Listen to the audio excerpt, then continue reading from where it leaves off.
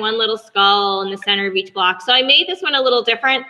And for texture, the same thing. I decided to kind of focus on the jaw. And so I kind of roughed that in, getting ready for texture, okay? So there are different ways to add texture, and this is what I was considering.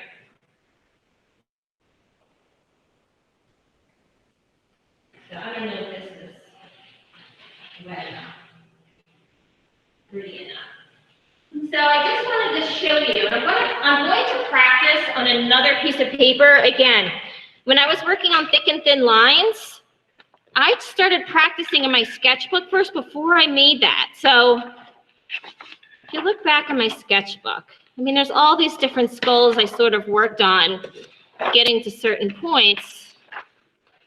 And all I did was some like messed up little drawings, like junk drawings, just the practice, okay? So make sure you do that. So I have this paper towel. What I think I might try to do for texture is maybe, and I'm gonna practice before I do it in case it doesn't turn out. I might use a paper towel from home because it has a little bit of a tooth to it where this is a little smoother.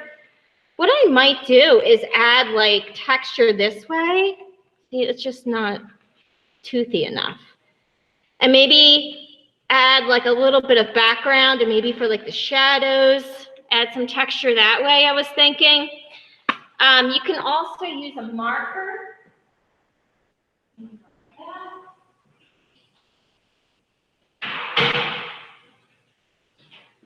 Or a pencil.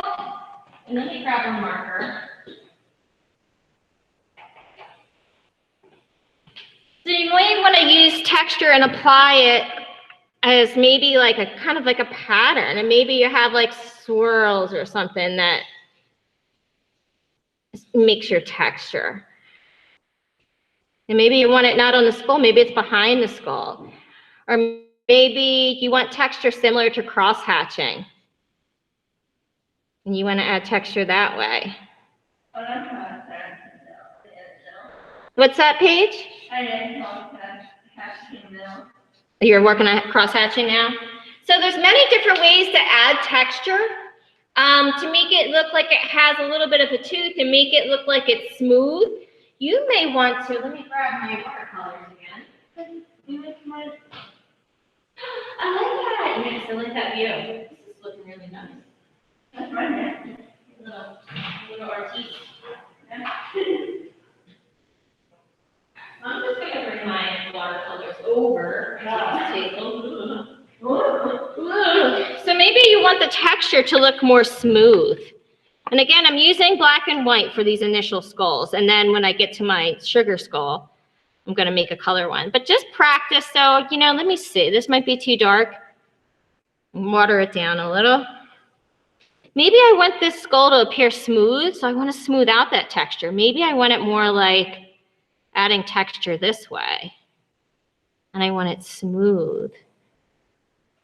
And looks like it's, you know, even shiny instead of giving it grit. Maybe you want to do the opposite and make it smooth, okay?